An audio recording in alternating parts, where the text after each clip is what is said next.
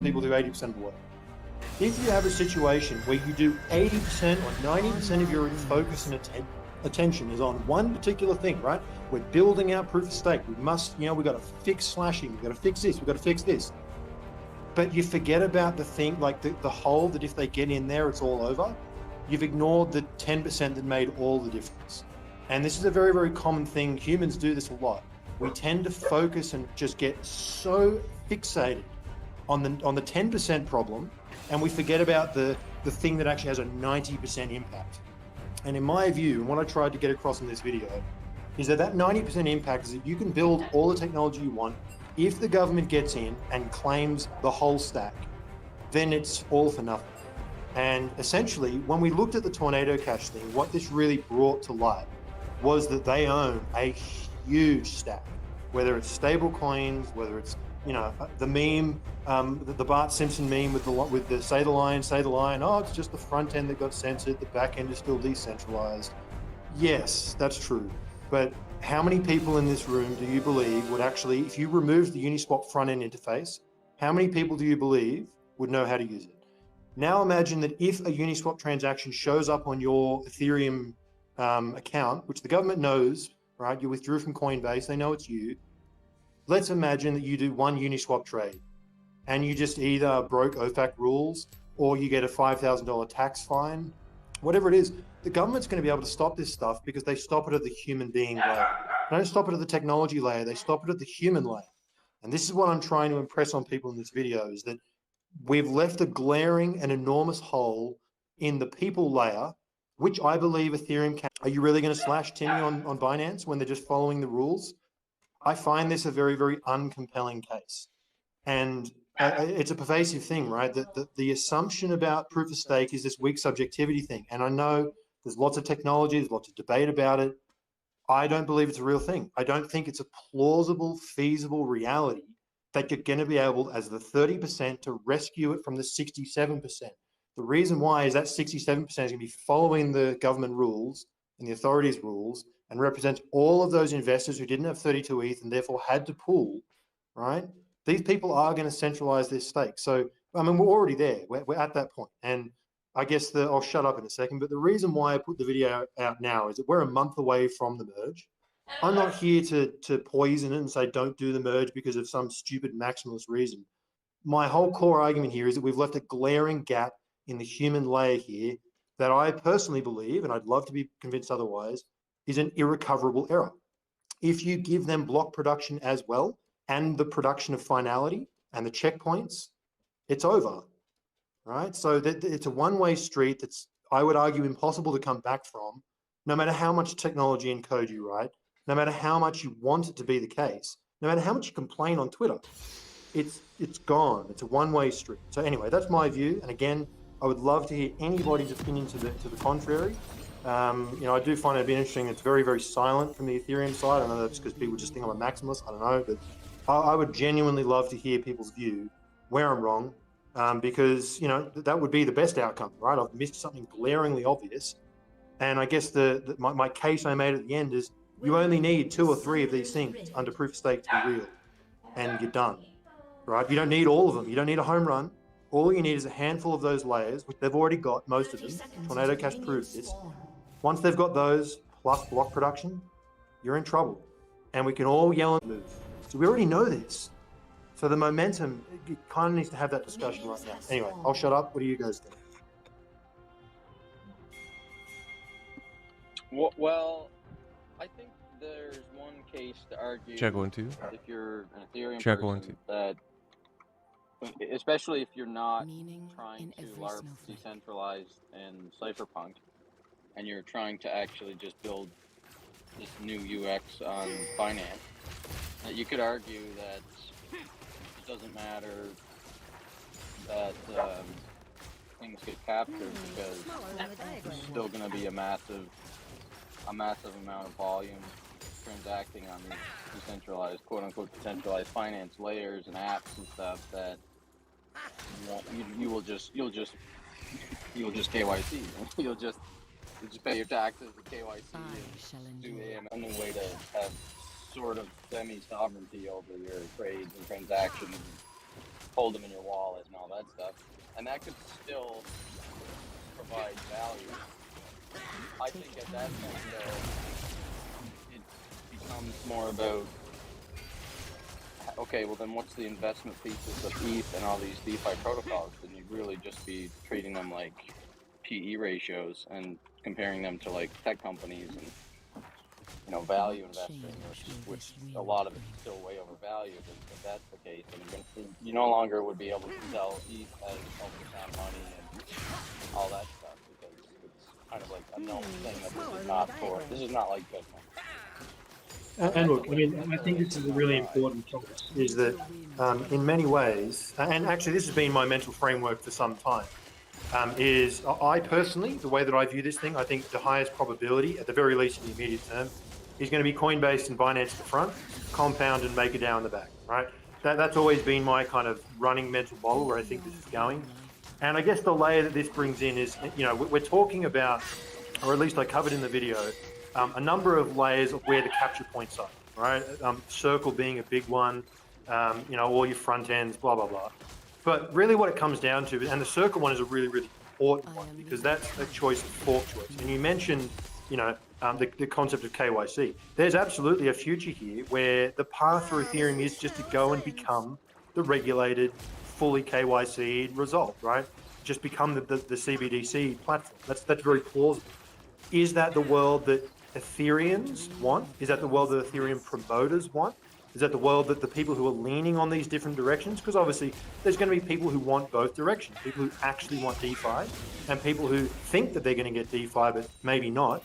And there's people who probably actually do want to just fully go down the path of JP Morgan coin, right? There's going to be people in all these different spectrums. So the case with Circle is very interesting because, and I think it's the right way to frame this, in terms of layers of control. The Circle debate is interesting because if they've already come out and said they're going to value the proof of stake fork, right? So proof of work fork that's coming out of this thing, it's going to be a shit show, I would suspect. But once you go down the path saying, okay, let's pretend it's not the merge and something that's been widely debated. Let's pretend it's something where you must use KYC to use DeFi. That is something that the government would want. I think most people in this room would agree that that is kind of what they would prefer. If they could install that, they would. And once they've got all the stake on 3-4 different ETF products, right, staking pools or otherwise, they can essentially impose that. And Circle can choose that fork because if they choose the other fork, they're going against rules that they can't legally break. So we end up in a situation where we as the users actually don't even have a choice. And I would argue that these things are already in place. And the last remaining difference... I don't think it actually needs to go that far, man. Like, they're already in compliance. Like, Circle was being investigated by the SEC last year, and Jeremy Allaire and all those guys were pretty clear that they're just like bending over backwards to be compliant and please regulators. There's clear signs for a long time now that the DeFi protocols themselves have been in compliance and wanting to be compliant. What percentage do you think? Because you said that there's definitely some cypherpunks still there wanting to have like decentralized finance really be decentralized and whatever. But like, what percentage would you guess of economic actors in DeFi actually are cypherpunks and would sacrifice their freedom for cypherpunk value? People are just trying to make money and they're kind of quants or entrepreneurs or whatever. It gives me a backing that my intuitions could be correct. Nico! Now, you know, the reason I made this video is because I essentially don't know how many people actually want to go down that path. And what I'm trying to do is essentially say, hey, look, guys, here's a perspective from an ETH stakeholder who's going, you might well be walking down a path here that could be irrecoverable. So I don't know what the percentage is. You know, there's going to be people all over the place. Some people are just profit maximalists. Some people are, you know, they genuinely want ETH to be, you know, sound money. There's all sorts of perspectives. And I guess where I kind of made the point here, and you may have heard it in the video if you've watched it, you know, my taste for the bankless thing is not strong. I'm not a huge fan because there's a lot of pitches about the cypherpunk ethos, but at the same time, at least from the comments that I'm receiving and the messages I'm receiving, these risks are not being talked about in any great level of detail. And I don't know whether that's because they don't want to talk about it or whether it's just they haven't thought about it. But when you're professing that you want to take this decentralized finance, you want to be in that path where, you want that cypherpunk route. I guess the challenge here is that really what you want? Because these risks, I mean, as far as I'm concerned, these risks are spotted a mile away, right? Many people have written about them and talked about them at length. And in fact, I covered in the video that USDC has been widely talked about inside the Ethereum circle for years, talking about how when Maker went onto it, it's going to be very, very hard to get off, and there's going to be all sorts of ramifications. When it comes down to fork governance choice, that too has been widely written about and talked about in the Ethereum community. And I don't know whether it's just a process of kind of stitching all those ideas together and saying, guys, look at this stack of risks. And I guess where I come at it from is as an engineer, and why I'm so attracted to Bitcoin. Well, you don't want a 15 or a 20% risk when you go into something like this. You want a 0.015 or 0.0015%. You want to have mitigated those risks before you step across the line. So where I'm kind of coming at with this thing is that I see a lot of risks that have a very, very high potential of playing out. If you deem regulatory capture a risk, which some people certainly won't, right? Some people would actually want that to be the path. And again, it may well be very, very good for number go up, right? Maybe very, very bullish. But I guess the question is, there's a lot of talk about, I don't see a lot of people talking about, hey, we want Ethereum to be a regulated, centralized system. I see almost all discussion to the contrary. And I guess I just wonder how many people have kind of synthesized the fact that there's all these risks that are going to take you down a path you may not expect. You're going to potentially become a very, very regulated, heavily centralized system. And proof of stake is that final dropping the keys in the bucket and saying, we give up. So anyway, that's my kind of core case. Andrew, I see that you've got your hand up. Why don't you come up, mate? Hey mate, how you going? How's everyone going? Yeah, look, I really enjoyed your video, mate. There was, yeah, well, as I said, the best argument I've seen against Ethereum. I haven't thought of an argument for Ethereum yet. I'll let you know if and when I do. But, just to clarify, the case is not against Ethereum here, right? I have no issue against Ethereum. I have an issue against proof of stake and the route that I think that's going to take them down. So just to keep the discussion on the point. But one of the things that I think, if you are on the side of Ethereum, is, and one of the things you brought up in the video is, this whole merge and everything about it is not going to bring down the gas fees, and not enough said about the gas fees, because like yourself, you said you actually use these chains. I use it just to swap from currency to currency, and it costs me a fortune sometimes to do so. And I just can't see how this is going to improve.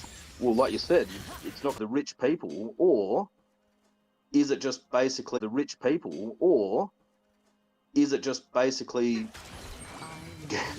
going to be killed? Like, because I mean, the nuance on this one, right? I think the Ethereum side, right? If you're going to steal man from the Ethereum side, basically it's the, nobody goes there, it's too busy, right? That's the argument. So essentially the protocol is heavily used, and this is why I actually made the case at the end of the video, like, you can still achieve the supply dynamics by cutting the issuance, because Ethereum already has established a very robust fee market. Right, and this is where the Bitcoin maximalists are wrong, is that that's an undeniable case for, it's achieved some degree of escape velocity on that front. There's a usage of the demand profile.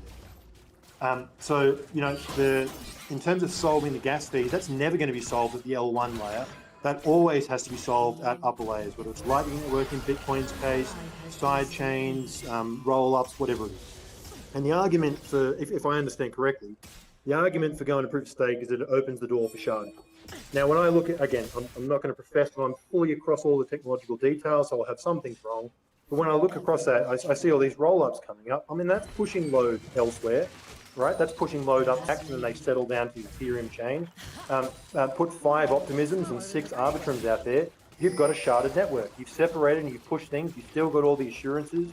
You sacrifice a bit of decentralization as you go up. But as we can clearly see, that's generally okay, because you're isolating risk from the main chain. What you're not doing is you're not giving the block production control, that point of control of that 67%. I think Hugo Nguyen even said that it might be 33%. I might actually have that around the other way. Irrespective, call it conservatism. Once you get to that 67% block production owned by a single set of entities, you've given up, right, the control of the chain. So it's one of those irrecoverable things that is just not a good outcome for the whole system as far as I'm concerned. And I'm not sure how many people have kind of conceptualized this or talked about it. We're a month away from the merge, and it just feels like this should be the discussion saying, hey guys, look at this tornado cash thing was telling, right? In a way, the government just gave you a free pass to just take a step back and reassess the risk. That's all it is. Forget the PR nightmare. If you want to build this thing for 100 years, then an extra week or a month or 2 months is irrelevant in the grand scheme of things. You can ignore the Bitcoin maximalists yelling about, oh, look, you're delaying it again. Who cares?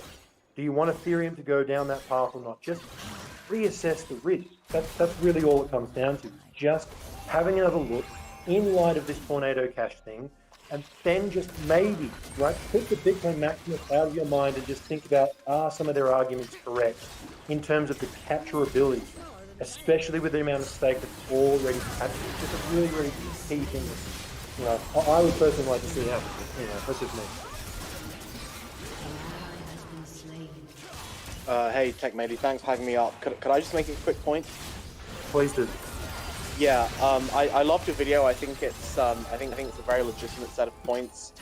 I think the key thing here is the sort of delta, the difference in capturability between mining operations and staking, and I do think that it's probably going to be much easier for the three-letter agencies to capture stakers, because it's as you've correctly pointed out, it's going to be Coinbase and Kraken who actually control consensus, and it's not going to be very difficult for the Five Eyes nations to basically capture that. And if that happens, it doesn't have credible neutrality. The Russians and the Chinese are not going to be using it. So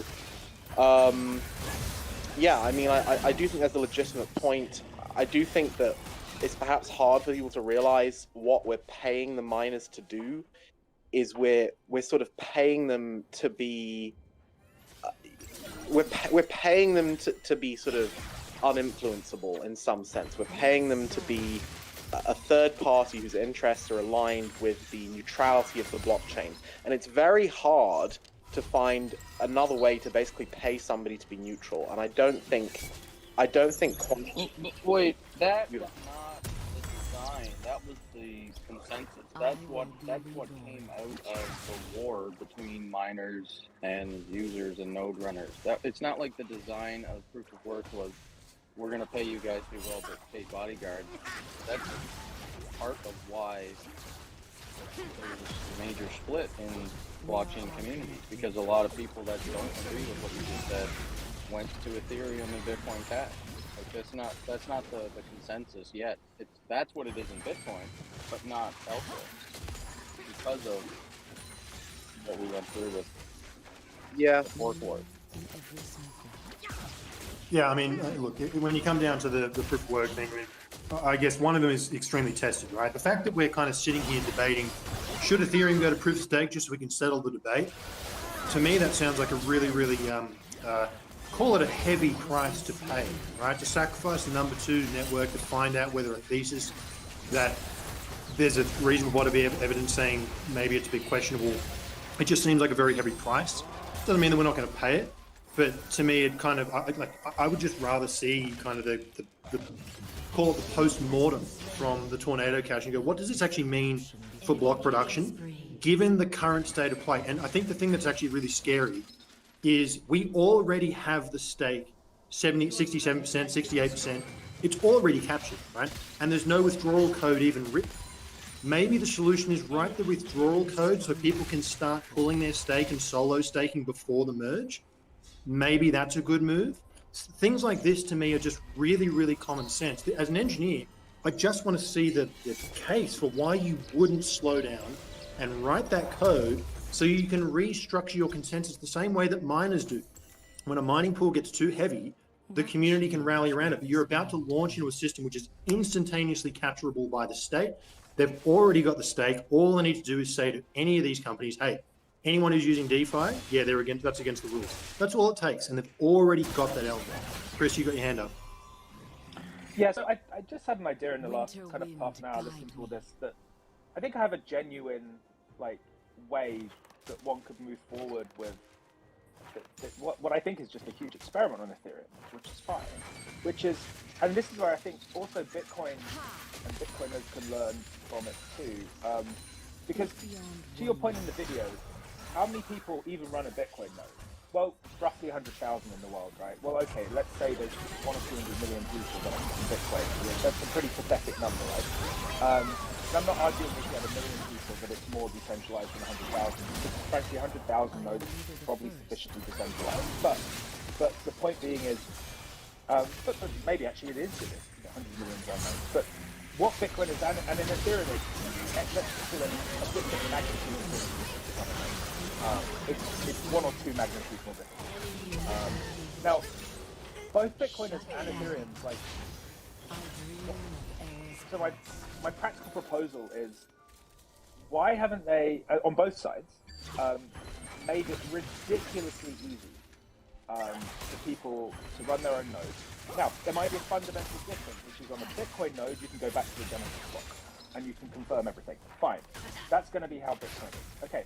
And on Ethereum, just because of the sheer size of it, that's maybe impractical. So then you're going to have, as you said, these checkpoints or validation points, where people, so you just, in effect, you're agreeing with consensus at that point, and then you can run it from after that. And that might be fine. But right now, I mean, I'm like a classic case of, I should run an Ethereum node, but I don't. But I should. And it feels to me that there hasn't been anywhere. This all goes down also to UI, which blockchain is terrible at in general, making things really simple, but in a decentralized manner.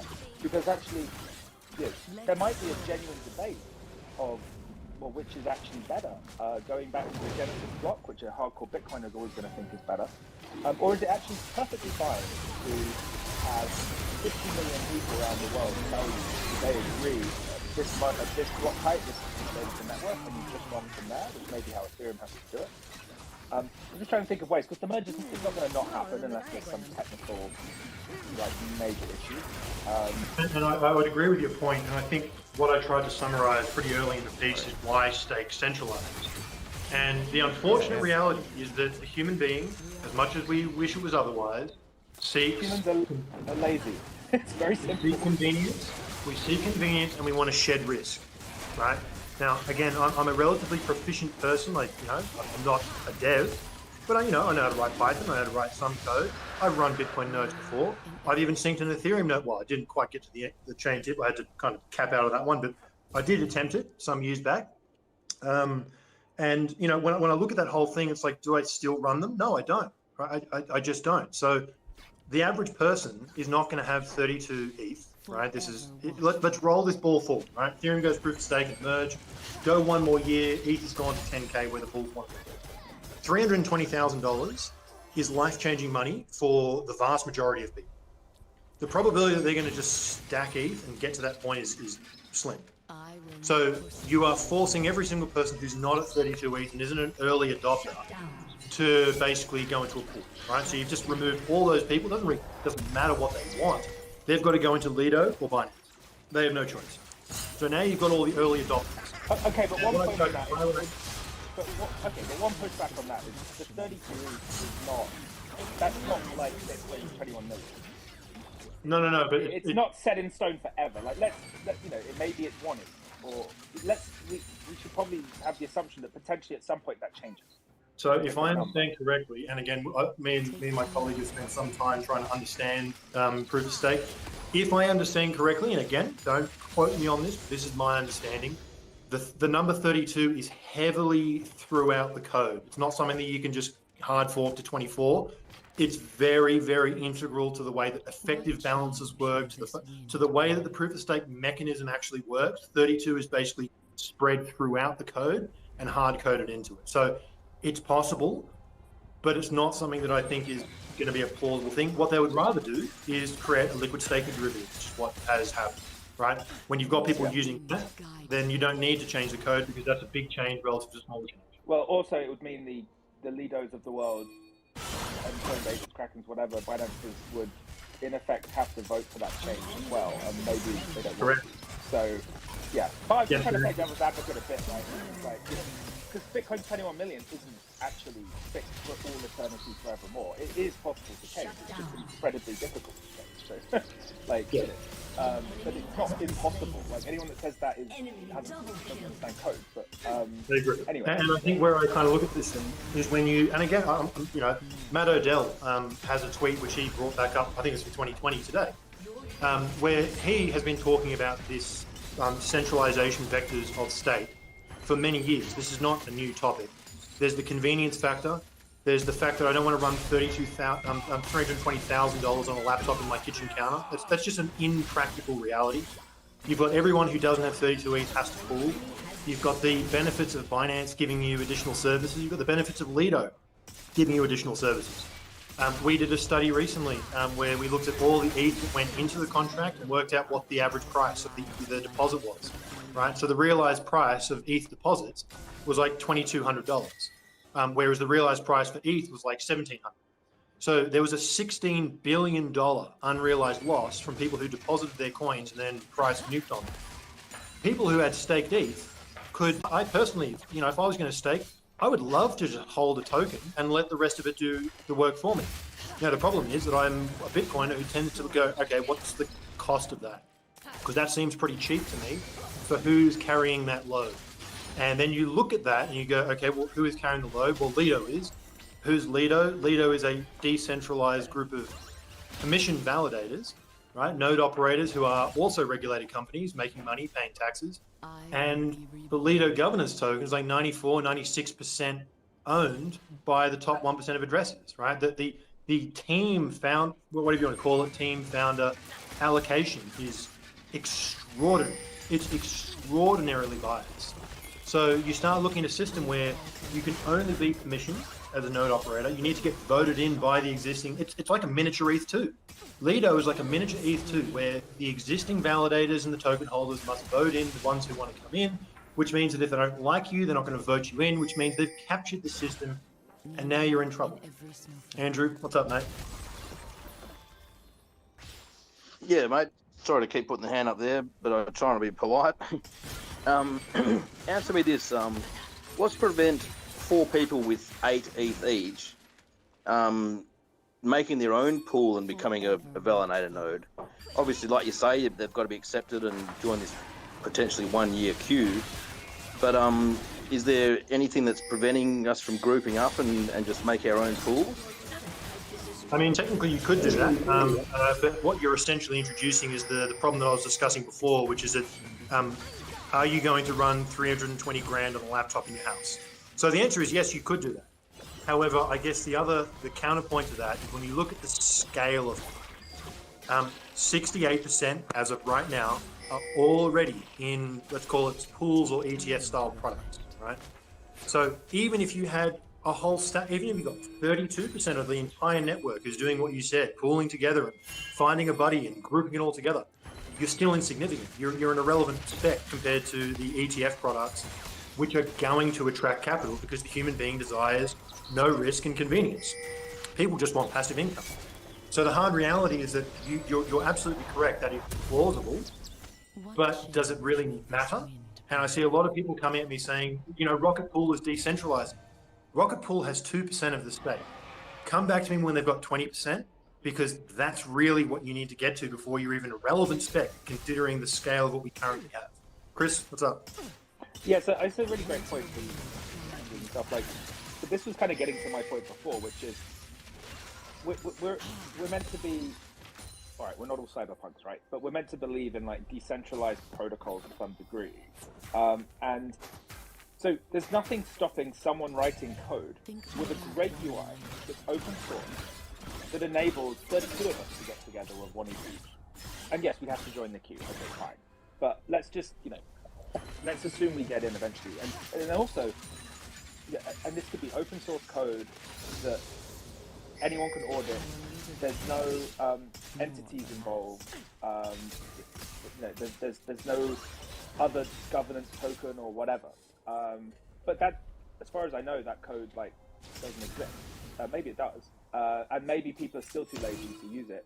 But if you could genuinely do that and get traction, then I think people would take their money off centralized exchanges, and maybe that's how one can get below that 70% more centralized places now. I fully agree. If I was to offer one like solution out there as an engineer, if I was to offer one solution out there to the Ethereum community, just ship your withdrawal code, allow the system to rebalance now that we've identified these risks and tornado crashes happen, rebalance your stake, allow people to move it, and then merge, right? At the very least, what you're doing is mitigating the out the gate capture.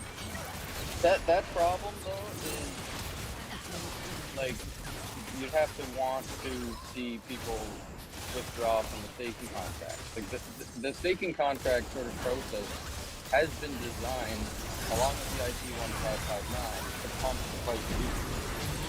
So that would be but Brad, let's just assume for a second that the Ethereans, let's give them the benefit of the doubt.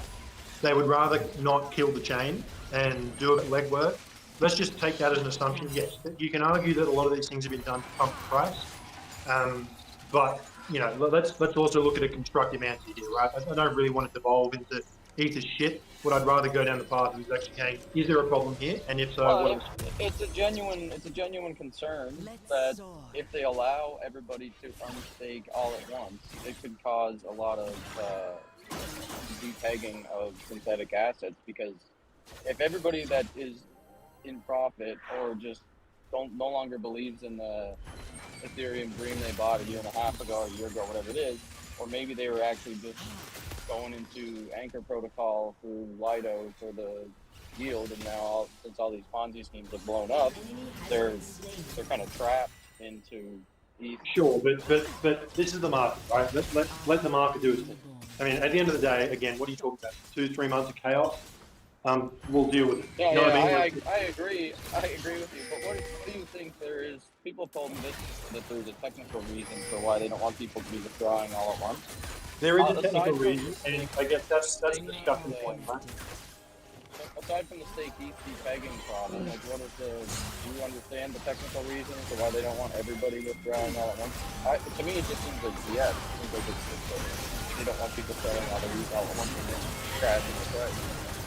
I mean, in my view, and I think I want to get across to Nakamoto here because he set his hand up. You know, at the end of the day, we can work. I'm sure that they can work it out, right? No, I haven't looked into the technical details of it. I'm sure there's a reason for it. That doesn't mean that reason can't be revisited with an engineering mindset. Nakamoto? You're going to have some centralization, and you're going to have some entities that are in charge of staking. And if those entities are US regulated entities, then, you know, Ethereum becomes, you know, kind of like a Wall Street chain, right? You know, it's the US government, BlackRock, etc., will decide what happens and what, you know, what's allowed and what isn't. And it's kind of hard to see a way around that. And yeah, I mean, I do think, you know, miners are like kind of a genius idea because they give you a way around this. You have some other group who, you know, have an interest in the actual decentralization, and, you know, again, I do kind of struggle to see how Ethereum gets around the problem of at the end of the day, there's going to be somebody who is going to be doing this stuff, right? Who's going to be doing the staking, and it's not going to be your grandma. Like, grandma's not going to stake her own ETH, right? But that's going to be the average user. Yeah, I mean, my view on this thing, and Julian will bring you up next. You know, my general view is the Winston Churchill meme, right? Proof of work is the worst consensus mechanism, except for all the others, right? We have the evidence and the proof that this thing works, and you know, I'm still looking for a compelling reason to steer clear of that. But Julian, what have you got, mate? Yeah, I just wanted to add to this whole everyone withdrawing thing real quick, because I've had kind of the luck to talk with Tim and go a little bit more in depth of everything. You have kind of both scenarios there. You have everyone trying to withdraw at the same time, but you also have scenarios scenario of a lot of people trying to deposit because now it's free reign going in and out of the staking situation. So everyone can also try to deposit at the same time, and you have a different kind of backlog situation. In case of the whole depegging of liquid staked assets, that is a bit of a non-starter because they're not actually supposed to be pegged. They're a wrapper. It's not a.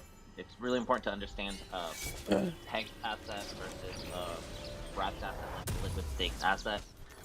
There's actually a lot of information. I won't go down staking pools. We talked about a lot more. I think they have favored kind of these semi-centralized entities managing everything at a start to later be able to make it more accessible for other people to stake, and then maybe changing parameters, because it's something that they've talked about, whether it's lowering the minimum staking from 32 ETH to something lower or making it more accessible in different ways. But there's just a lot that is happening around the mechanism to also manage power controls. The 3/3 that has to have voting power can actually be voted out by the minority, and then there's a power dynamic whole mechanism around that. Not to say, I think Checkmate raises a lot of very valid points, though. Geordie, mate, good to see you up here. What are your thoughts? Good to see you, mate. Yeah, I've actually been researching this quite a lot this week because I'm writing like an extensive article on this, and I'm not really an ETH guy, so I don't want to take the mantle and run with it, but I have kind of gotten into the weeds of a lot of this stuff. So I guess I can kind of share some of the perspective and some of the answers from that side. First of all, I guess for the withdrawal part, the code on that is like nowhere near ready. It's, they're saying 6 months to a year. Given how slow they are, it's probably going to be at least a year. And, just being realistic and practical, I don't really think that we can expect them to delay, things for a year until they can really test that code out.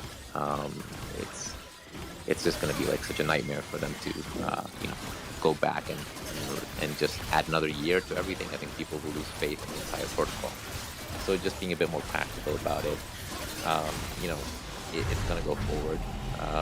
Now, I want to understand a little bit more, like, what the actual threat is in terms of, you're saying about like capturing it right away, because when we think about like the government, the U.S. government in this case, because that's the only one that really has the power to do anything, their incentives are important to look at, and we shouldn't just look at them as this like nefarious actor that wants to just take over the world and destroy crypto.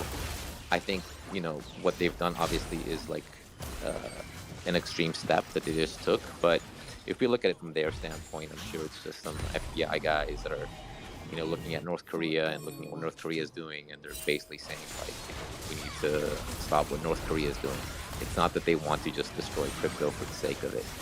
So it's not as if, giving them a window of 6 months, let's say, before Lido can decentralize their token is really going to be like a huge attack surface. I just want to understand, first of all, like from your perspective, what's the timeline in which you think that realistically, the U.S. government will. I guess the way that I look at this thing is Ethereum headed down the path of becoming a CBDC-like system? In the sense where essentially it's a world where I would suspect most people in the audience probably don't want that. And when I look at the layer, and I guess let's take the, I kind of go through all the different steps in the video, but what I'm trying to capture is how layered the control system currently is, and what's the status quo going into the merge, and thus what's the kind of net outcome. So I'll summarize those 3 points. When we look at the stack that's sitting on top of Ethereum, what we saw with the Tornado Cash event is kind of what you need to know. We saw the front ends, we saw the VCs comply, we saw, the RPC get shut off with Infura, so AWS gets shut down, GitHub gets shut down. Sorry, I'm in Mexico and a little bit fireworks. See that? So we see all these different layers of the front ends to the VCs that have to comply, to Circle, to GitHub, to Discord. I mean, this is a very, very concentrated and, let's say, effective attack, right? And I think Matt Odell really summed this up perfectly. All they did was change a blog post. and they cause absolute ruckus. So that's the level of kind of, they've kind of got the balls in the vice already. They may not have exactly started tightening it yet, but they're certainly hanging there right in the vice. Now, the next step is that you've got the fork governance, right? Now, if we assume that the United States, I agree with you, let's not assume them to be evil. Let's just assume that they want control and KYC, which, I mean, look at our industry, precisely what they want. So the layer is, do we want Ethereum to become a CBDC chain? So you've then got the fork governance layer of the stablecoin. Now, I mentioned that there's a process that Ethereum can go through of withdrawing, right? Going through the painful withdrawal effects of getting off USDC. It's going to be a long process. It's going to suck. I also don't think that algo stablecoins are a real thing. I think they're probably more likely to be a Ponzi than not. So I think there's a real problem here of, is that even possible? And therefore, the other take on this whole thing is, does it matter? If the only way that DeFi works is with USDC and a centralized stablecoin, then let the rails centralize. But I think this is about an eye-opening exercise of saying, is this the way that people actually understand that it's going to go down?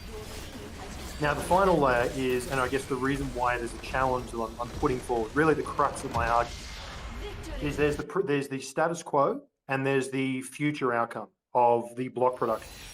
Now, I think most people who've done the proof of work on proof of work understand that, generally speaking, yes, the hardware can centralize, but we literally watched 52% of it get attacked last year with Bitcoin. It's re-decentralized. It's a bloody hard bug to squash, right? So we kind of have that as our baseline. Then we look at the current proof of stake staking pools, which are sticky, and I explore the reasons why they're more sticky than mining pools, and even miners themselves. When you explore all of those ideas, there is a natural gravity and tendency for the human being to put their coins onto a centralized service. So we almost have to, by default, assume that coins are going to centralize on a handful of very convenient staking services. There's all sorts of reasons like MEV specialization and all this stuff that's going to even further make that more likely. So the question then becomes, does it matter if Ethereum's block production, block validation, if that whole process, does it matter if 4 or 5 entities own it? Now, the nearest example, which is going to make Ethereans probably cringe, is EOS, where we decided that 21 nodes was sufficient as a validator set.